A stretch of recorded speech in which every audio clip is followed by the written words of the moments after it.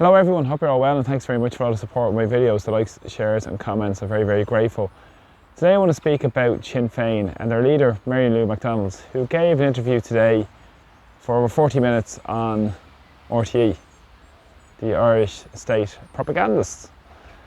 She gave a wide-reaching interview about various issues. Of course Claire Byrne, very much part of the establishment, didn't really challenge her too greatly on a lot of these issues. But I'll just give you a couple of comments she made in that interview. And first of all, I want to speak about that she said that change starts here. Now, Sinn Fein have been pushing this for the last number of years to say, vote for Fianna Fáil and Fine Gael, which I agree with, and the change starts with Sinn Fein. So is it change for change's sake, or is it just a change and a rearrangement of the chairs on a sinking ship that bows down to the European Union, bows down to the super rich and bows down to the 1%? That I've always been having serious concerns about for the last number of years, with Sinn Fein pushing this push for change. But she said they're not a member of the establishment. Go figure. Mary Lou McDonald, a fully signed up member of the establishment Sinn Fein, and said they want things different from the Brown Envelope Brigade and the Galway 10th Brigade. Now we all want that, but unfortunately Sinn Fein aren't the solution to that, because Sinn Fein have their own involvements with a lot of big corporations, a lot of big developers as well, which I'll talk about in the next couple of minutes as well. She spoke as well about the immigration chaos. Of course, Sinn Fein have been ran from a lot of doors, I know, around the local area and nationally as well, because of their flip-flopping on these issues, especially around immigration. Now, her contention is that she wants a fair and efficient system. She didn't go into what the fair and efficient system was, but she basically contended that she wants extra resources in the international protection system, so double the amount of staff. That's her solution to it, double the amount of staff, a rules-based system, so basically the status quo. She didn't talk about a solution such as a border across the Irish Sea, which was able to be created for sausages, but not for people. Of course, she wasn't interested in talking about spot checks or any of that sort of stuff, but again, she was a fully signed up member of the establishment, despite what they say. So what is change? Change for the 1% and change for the same ruling classes in society as well. But as I said, she spoke about the accommodation centres, said they needed 6 accommodation centres around Ireland, fully agreement with the government policies, despite what they say. And also was in agreement with the Catherine Day report back in 2021, which reported that more accommodation centres are needed. Now, this is going to be done without any public or community consultation. Places that are under serious issues because of a stretch on under-resourced public and social services. We know with the housing, homelessness crisis, health crisis, and all the other issues coming with it, and this is going to punch down on working class people in terms of the sheer volume of people that have come into communities over the last number of years. And who benefits? The super rich, the wealthy, the big employers, that I'll speak about in a couple of minutes. But it's also interesting because Mary Lou McDonald said there was no veto on communities in terms of the landing of over a lot of numbers of people into their communities, areas without resources, areas that haven't been consulted. She spoke about the need for consultation. What does that mean? Top-down approach again, that this is what we're going to do without any community sovereignty. It's crucially important. The policy of the state, like everything, housing policy, health policy, education policy, economic policy, should be decided in final arbitration by the people of the state, and that comes from Article 6 of the Constitution. Community sovereignty is crucially important within that as well, and we know the impacts on ordinary working class people in their communities up and down the country who are impacted most of all because of these top-down policies. Now, it's interesting because she also spoke about the economy and said that Ireland needs well-paid jobs.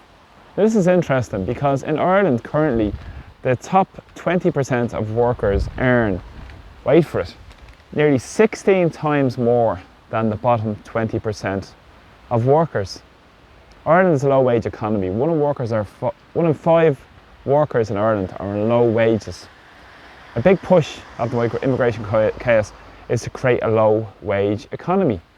Hence, we have a huge amount of low wage workers coming in, and it's a huge subsidy to the employers I've spoken before about IBEC, the Irish Business Employers Confederation, who have lobbied for no increases to the minimum wage, lobbied against it, and currently it's at €12.70. We've seen the central bank reports where they've looked for extra workers in as well. But again, Mary Lou McDonald said we want to see well-paid jobs. Well, this flies in the face of what she was talking about previously with the immigration chaos in terms of the sheer volume of workers coming in for low-pay service and hospitality jobs as well. Now, as I said, disposable income of people in Ireland, the average disposable income is €24,000, and when you consider rents are absolutely astronomical, and the pressure this will put on accommodation, it is nonsensical. And this is all created because of government policies, and extra pressure on resources will put extra pressures on working class people and will obviously make the conditions of working class people worse. Hence why people are up in arms about what's going on. But of course, Sinn Fein are a safe pair of hands for the establishment of the status quo, because even with their housing policy, Johnny Ronan has said there's nothing to fear with Sinn Féin's housing policy. When Johnny Ronan says there's nothing to fear with Sinn Féin's housing policy, then we have a lot to fear with Sinn Féin's housing policy, because this isn't the change we're looking for in Ireland. It's the change where people have a right to a home, a right to a dignified existence. When Johnny Ronan is saying this is a clear sign that it's more of the same policies.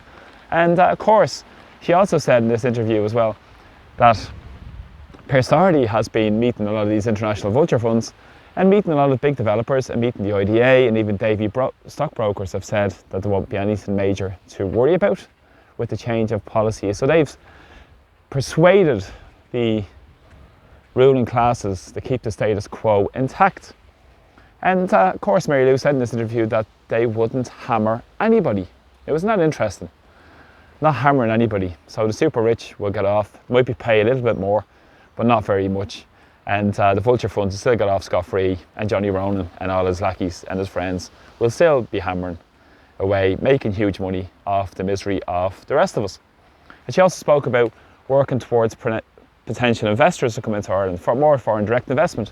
Didn't speak about our own natural resources being sold off to the European Union, fisheries, agriculture and so forth as well. It's about more foreign direct investment, and we've seen the way that's got us over the edge in terms of wide open to international financial shocks because of the way the economy is set up to favour international capital and the big global corporations. So it's more of the same, more international capital, more multinationals, rather than supporting local and small businesses. Not with the carbon tax also as well, freeze increases. Not about tackling the big polluters, no, we won't do that. What we'll do is we'll freeze increases. So people that are paying over the edge, or overdriven over the edge at the moment with carbon taxes, higher energy costs, going to continue. Same old, what changes? This is the change they're talking about. And not to mention the issues around the warmongering going on, and the issues around what's going on with the support of the European Union and the support of Joe Biden when he came here last year. Of course, Mary Lou McDonald had a nice hug with Joe Biden when he arrived over here last year, warmonger in chief. And again, who are they serving? Is this a change to the status quo? Is this more of the same? They already said they wouldn't go back and pull Ireland out of the PESCO deal, which is permanent structured cooperation for our defence forces. They also said they'll revisit all these things rather than actually say, no, we'll have no hand, act or part in PESCO or any battle group, and we should be standing up for Irish neutrality. And that means an active neutrality where we stand up for the premise of diplomacy and peace. And that again is part of our constitution, to seek pacific settlements to international disputes. Not to mention their issues with the Palestinian Authority, the corrupt Palestinian Authority. So just a few issues around this interview and this whole nonsense for change, the fact that they're running so many candidates and all this sort of stuff. This is a reality behind Sinn Féin, because the policy of the state should be derived from the people of the state. That's what sovereignty is all about. And as well, community sovereignty is vitally important, where people are involved in the decision-making process, not being spoken down to or, inverted commas, consulted with. These are real systemic issues, and the fact that they're saying they won't hammer anybody, the fact that Johnny Ronan says there'll be no dramatic shift with Sinn Féin policy, and the certainty, they know what direction they're going to travel in, all this language points to re-emboldening and reinvigorating the status quo. And who impacts us most of all? It's ordinary people who struggle because of that. It's 1 in 5 people in low wages. It's so many people in Ireland in poverty. We see a huge amount of people in homeless accommodation. Absolutely horrors to what's happening in Irish society. We don't see people in fuel and energy poverty with the cost of living disaster. They won't say anything about the sanctions on Russia. They won't say about anything else. So lack of truth, lack of transparency, but this is what you're going to get with these parties that just want to get their position of power and want to re-embolden the status quo and the super rich and the wealthy and the 1% who are going to see nothing to fear from this change of government. So thanks for all the support on my videos. Please support me in the local area. I'm running in Kimmy local election area. Please tell your friends, tell your neighbours, tell anybody you know in the local area to support my campaign. Please come out and vote on the June the 7th. I want people who are principled, standing up for everybody in our community, people that don't have a voice, people that are left behind, people in poverty and unrepresented.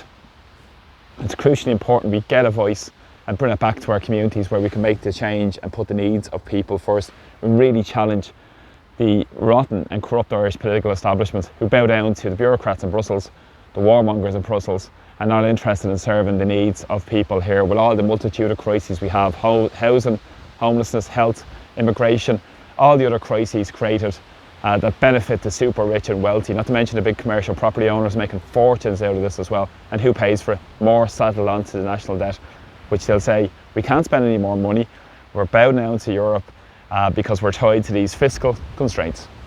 So, certainty, this is what it's all about. Thanks for all support my videos. Please share them far and wide. And please press subscribe to my YouTube channel as well. Take care. See you all soon. Slán. Bye bye.